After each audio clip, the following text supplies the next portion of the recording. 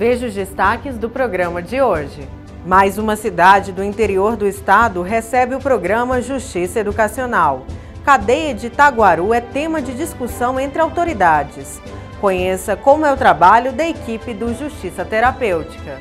Em nossos estúdios, vamos receber o juiz Aureliano Albuquerque Amorim. Ele vai falar sobre crimes virtuais. Esses são os destaques do Agenda Judiciária, a sua revista eletrônica semanal da Justiça Goiana, que já está no ar.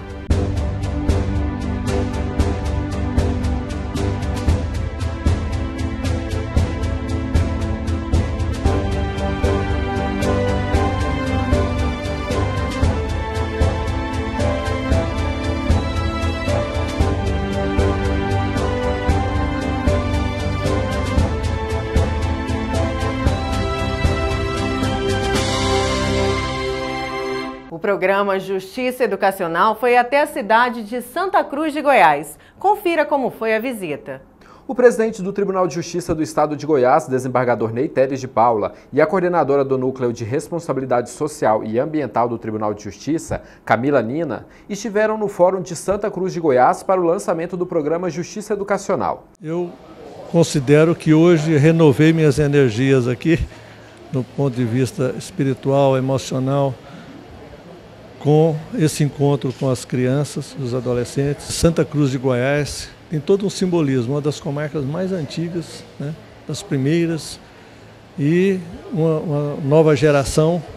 Então, o sorteio dos livros é apenas um gesto simbólico, buscando incentivá-los, né, incentivá-los para que cada um encontre o seu caminho, seja medicina, direito, qualquer que seja a profissão. E eu sei porque o quanto que eu recebi incentivo na minha infância que me ajudaram a construir um futuro, a estudar, me formar, trabalhar. O meu forte desejo é que esse trabalho do Justiça Educacional motive, faça com que cada um encontre o seu caminho na vida. A ação vai beneficiar 1.000 alunos do 6º ao 9º ano, dos municípios de Santa Cruz, Palmelo e Cristianópolis. É um projeto arrojado que visa a aproximação do jurisdicionado, de uma forma geral, com o Poder Judiciário. A gente só pode ver com bons olhos. É uma aula de civismo inestimável. Basicamente, é o conhecimento, uma noção do que seja o Poder Judiciário, da importância do Poder Judiciário e dos demais poderes, para ter exata noção de como funciona cada um desses poderes. Durante a apresentação, os alunos receberam camisetas e a cartilha com noções básicas de cidadania. Esse ano nós já estamos com 14 comarcas confirmadas de instalação até o mês de junho.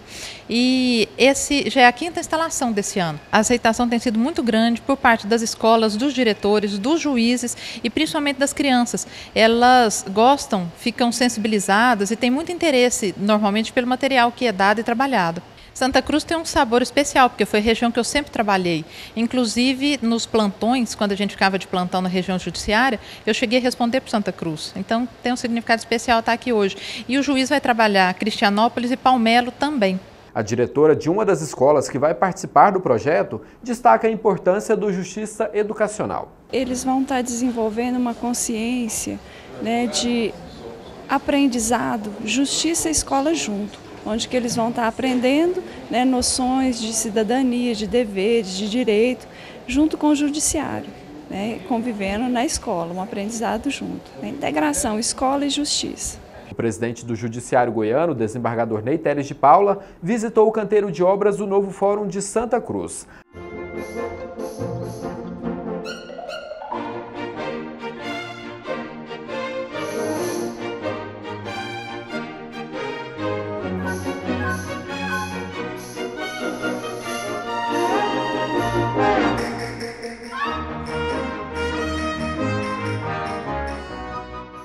Autoridades se reuniram para discutir a situação da cadeia de Itaguaru. O diretor do Foro de Itaguaru fez uma visita em loco ao presídio local, acompanhado dos representantes da Secretaria da Administração Penitenciária e Justiça, representantes das Polícias Civil e Militar, Ministério Público, membros do Poder Legislativo e Executivo, para conhecerem de perto a situação do presídio. O presídio foi construído na década de 60 e a estrutura já não se adequa à realidade atual. Tem 4 celas e 20 presos. Hoje a cadeia de Itaguaru está numa situação irregular. Quem custodia os presos é a Polícia Militar e quem mantém financeiramente é o município.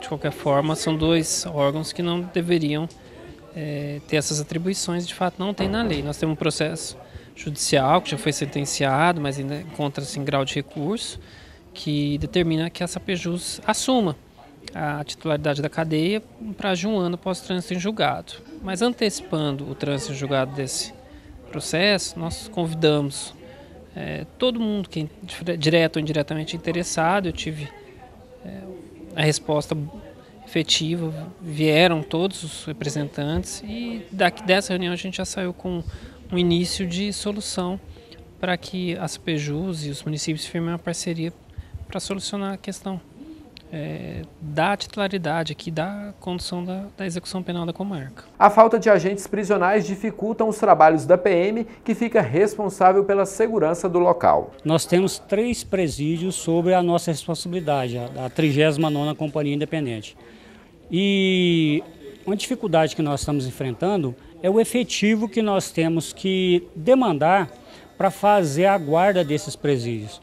Nós estamos hoje com 9 policiais militares destinados para fazer essa guarda desse presídio. Então, ou seja, é um efetivo muito grande que poderia estar fazendo o policiamento nas ruas e hoje estão, ou seja, tomando conta de preso, em detrimento do trabalho nosso, que a Constituição prevê, que é o policiamento ostensivo preventivo. E isso tem causado um prejuízo para nós. O juiz auxiliar da Corregedoria, Wilton Miller Salomão, compareceu à reunião e destacou o papel da Corregedoria Geral da Justiça do Estado de Goiás. A Corregedoria tem atuado junto aos magistrados do Estado inteiro, buscando fazendo um papel de equilíbrio e também de auxílio nessas questões, tanto dos presídios como a questão da execução penal em si, auxiliando de alguma forma, tanto na interveniência junto às entidades, junto à Secretaria de Administração e Justiça, para que tanto as adequações de presídios, como no caso aqui, que a Sapejus possa vir a assumir a administração local, como em todo o Estado. Esse papel a Corregedoria tem feito nessa interveniência entre os magistrados e as entidades do Estado. O superintendente da Secretaria da Administração Penitenciária e Justiça, João Carvalho Coutinho Júnior, reconheceu o grave problema do presídio de Itaguaru. Vai se fazer uma força-tarefa, tanto os prefeitos quanto os juízes, na iminência de contratar servidores a cargo da Prefeitura, que vão ser repassados para a Secretaria da Administração Penitenciária e Justiça fazer o treinamento. E aí sim, após esses servidores estarem treinados, nós vamos lotá-los aqui na unidade prisional de Itaguaru, onde eles vão fazer essa gestão penitenciária, juntamente com a Polícia Militar e também juntamente com a 2ª Regional, que é sediada na cidade de Itaberaí. Agora é hora de conferir decisões importantes do Judiciário goiano.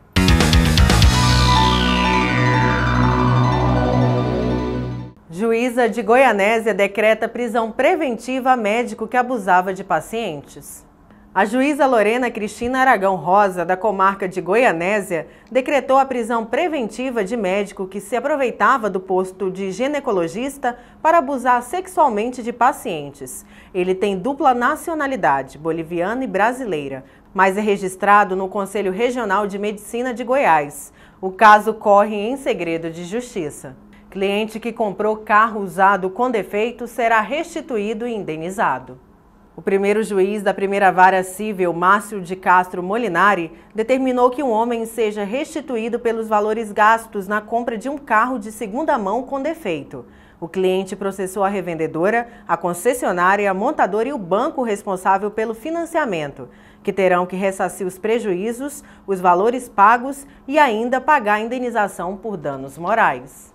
Justiça terá que indenizar mulher retirada de voo por problemas com animal de estimação. O juiz Péricles de Montezuma, da 7ª Vara Cível de Goiânia, condenou uma companhia aérea ao pagamento de R$15 mil para uma passageira a título de danos morais. Ela foi retirada com seu cachorro de estimação de um voo da empresa por não atender às especificações referentes ao transporte de animais em cabine de passageiros. No próximo bloco, você vai acompanhar um bate-papo sobre crimes virtuais. Não saia daí, voltamos já.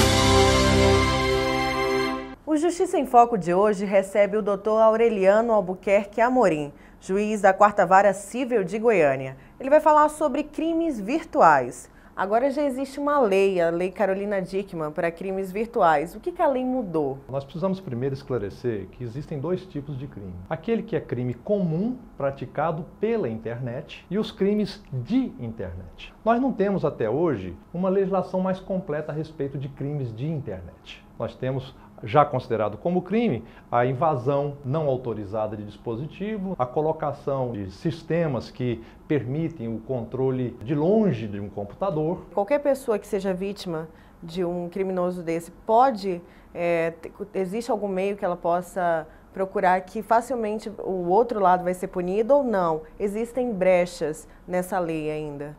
A internet não é uma área onde você possa atuar e não se tenha rastro. É possível, em quase todos os casos, que você identifique de onde saiu o problema. Por isso que no estado de São Paulo, por exemplo, existe uma legislação que fala que os usuários de lan house têm que se identificar e lá é anotado o período que ele estava e qual o computador que ele trabalhou. Então devemos ter muito cuidado, por exemplo, com a nossa rede Wi-Fi dentro de casa. É bom que ela tenha uma senha importante, uma senha difícil, né? Nada de 1, 2, 3, 4, 5, certo? Nada de colocar a sua data de nascimento ou o nome do seu filho. Coloca-se uma senha que seja difícil. Por quê? Porque uma pessoa pode chegar perto e conectar o computador à sua rede e, por exemplo, fazer transmissão de material de pornografia infantil, que é crime.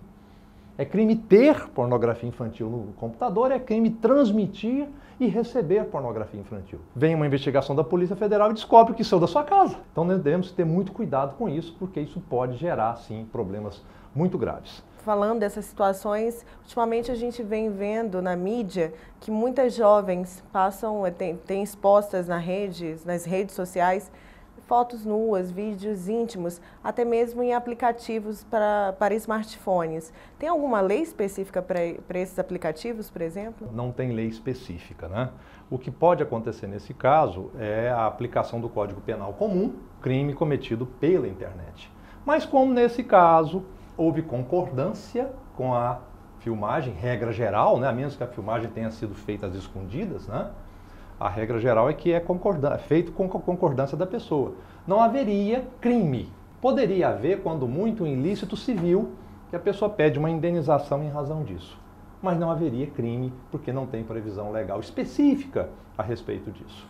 Então, na verdade, a pessoa ela tem que se resguardar. Sem qualquer sombra de dúvida. Tem que se resguardar bastante, né? Porque o relacionamento de hoje pode ser uma inimizade terrível amanhã. Aquilo que é colocado na internet nunca mais desaparece. Você pode pesquisar na internet, joga no Google que você vai encontrar praticamente tudo que já está na internet até hoje. Sobre a pornografia infantil, até qual idade? Porque a gente também vê esses crimes de pornografia muito com jovens que estão no ensino médio, que estão na escola, meninas de 14, 15, 16 anos.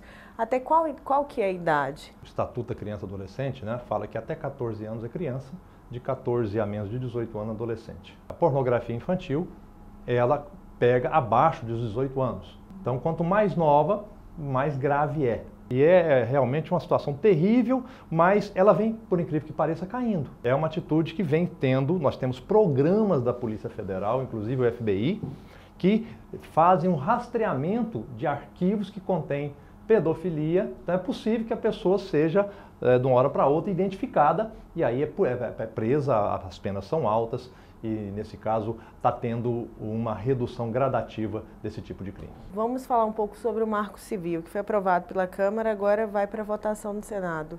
O que ele vai mudar? As discussões ainda não terminaram, mas algumas coisas já deu para poder identificar. Colocou a internet como realmente um ambiente mais livre. O conteúdo da internet não poderá ser retirado a pedido da parte, a menos que haja casos envolvendo nudez ou direito autoral. Então, se alguém, porventura, te xingar, isso não sai automaticamente, pedindo simplesmente à empresa para que ela retire. Você tem que entrar na justiça. Agora, quando se trata de nudez, quando se trata de direito autoral, sim, basta a notificação da própria empresa e a própria empresa é obrigada a retirar. Outra coisa interessante, que foi até uma briga danada do governo, né? A colocação de data centers no Brasil. Todas as legislações entendem que o crime acontece onde ele realmente gera efeito. Então, pouco importa que esteja lá na Dinamarca, que esteja no Brasil, que esteja na França, se ele gerar efeitos aqui, aqui é considerado crime. Então, o governo cedeu nesse ponto e permitiu que os data centers fossem colocados em qualquer lugar do mundo. Acessível, em meio segundo, 1 segundo no máximo, você acessa essas informações. Ainda precisa melhorar com relação àqueles que chamam de arquivos log, aqueles arquivos que informam quando, onde e o que você acessou através do seu provedor, de maneira que seja possível identificar a realização de alguma atividade criminosa. Ninguém vai te impedir de acessar os sites que você queira acessar. Mas se você cometer algum crime ou participar de alguma situação dessa natureza, o seu provedor tem a obrigação de guardar esses dados do seu acesso por um certo período de tempo. Então aumenta a garantia, a segurança dentro da internet. Qual a medida que um pai deve tomar quando o filho for vítima de bullying virtual? Muita gente pensa, não, vou colocar só isso aqui e só meus amigos vão ver. Não, seus amigos vão ver, os amigos dos amigos, os amigos dos amigos dos amigos. Todo mundo vai acabar vendo isso. E a gente precisa se preservar dentro das redes sociais. Nós não podemos colocar todas as nossas vidas, todas as nossas informações dentro de uma rede social, porque isso gera uma possibilidade de te agredirem com relação a isso. Agora, se isso, além de todos esses cuidados, esse tipo de situação ocorrer, o bullying, a xenofobia, toda aquela situação que pode gerar injúria, calúnia, difamação, né? Tudo isso é passível de ser aberto um procedimento criminal e comprova-se pela internet que aquilo realmente foi feito. Outra questão muito interessante são os perfis falsos, os fakes. Isso não está na lei como crime, a menos que eu coloque alguma coisa que te agrida a honra, a boa fama, que aí você sai do marco penal da internet e vai para o Código Penal comum. Então tudo isso precisava ser melhor organizado dentro do sistema legal. Infelizmente, estamos longe disso ainda. O Justiça em Foco recebeu o Dr. Aureliano Albuquerque Amorim, juiz da 4ª Vara Civil de Goiânia. Ele falou sobre crimes virtuais. No próximo bloco, você vai acompanhar como é o trabalho da equipe do Justiça Terapêutica.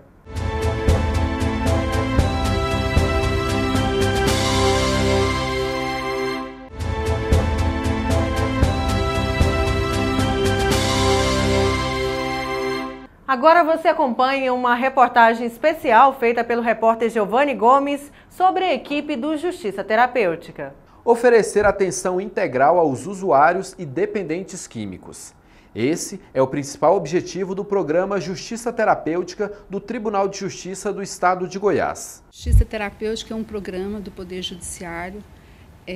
Hoje ele faz parte do núcleo, de responsabilidade social e ambiental, está vinculado diretamente à presidência, e essa equipe de profissionais que está à disposição da Justiça Criminal, ela veio para realmente tranquilizar os juízes criminais que, diante da questão das drogas, que tem um envolvimento muito grande do elemento droga na criminalidade, os juízes criminais eles ficavam impotentes, sem condições de auxiliar aquelas pessoas que praticavam crimes, mas que ao mesmo tempo estavam adoecidas com a droga. Segundo dados do Relatório das Nações Unidas de 2012, cerca de 5% da população mundial consumiu algum tipo de droga ilícita no ano anterior.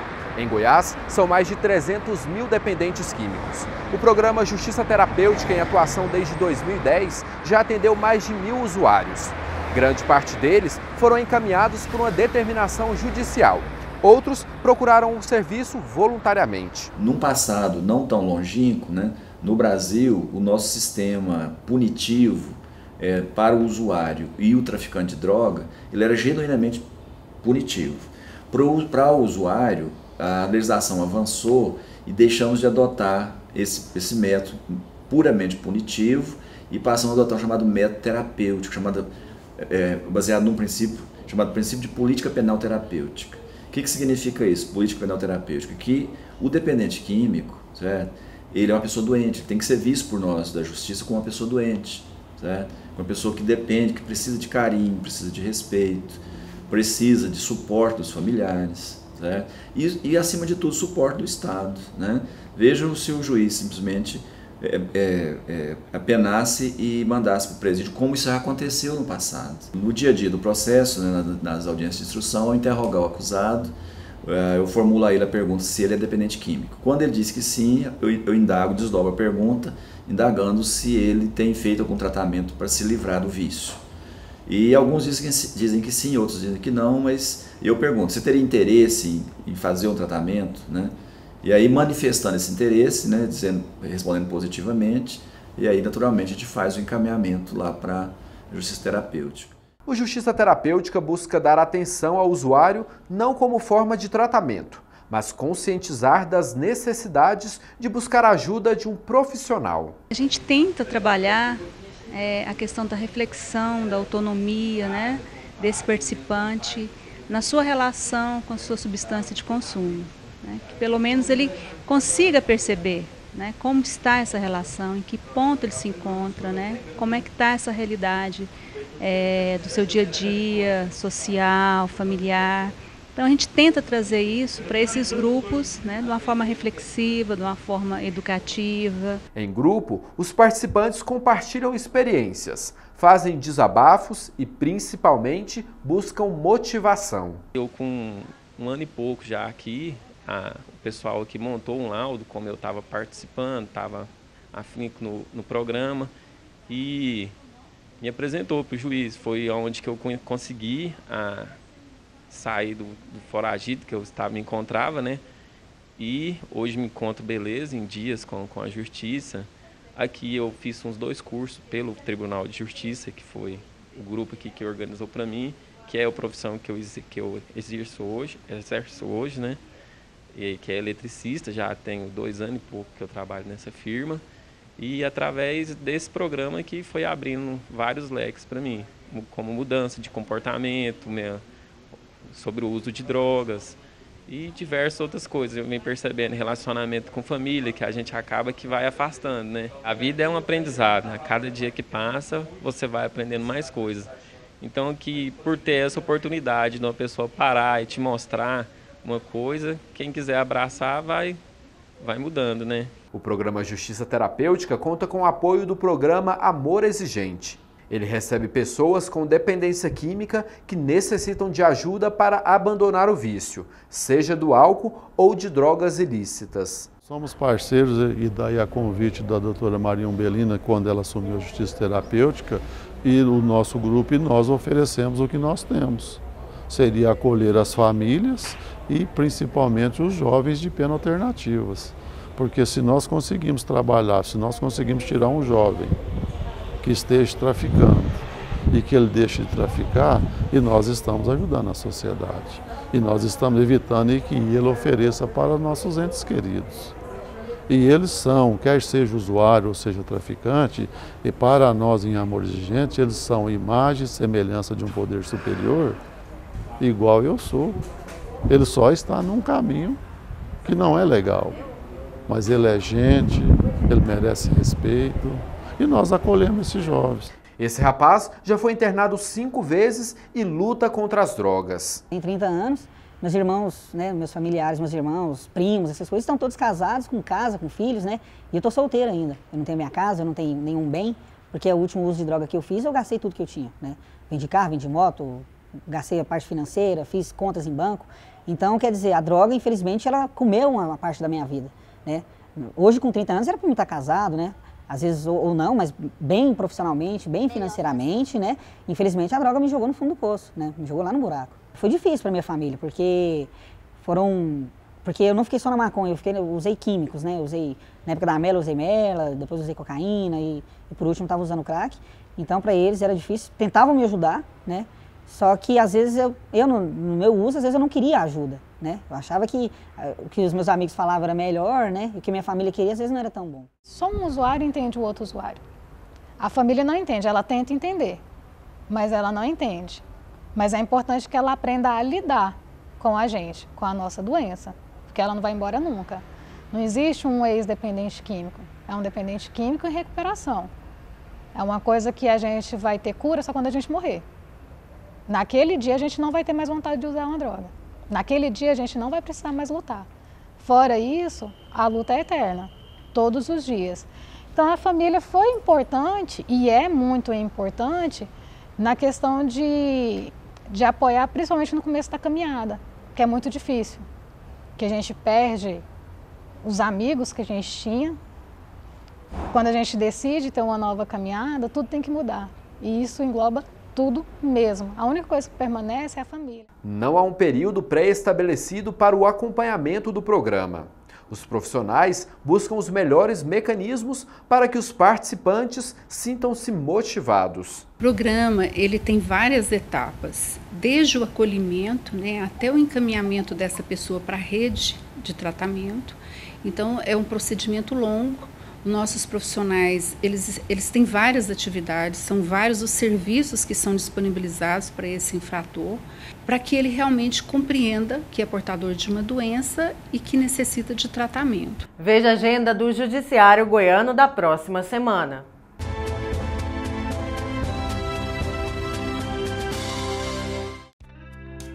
Dia 22 e 23 de abril, o projeto Acelerar vai até a cidade de Aragarças.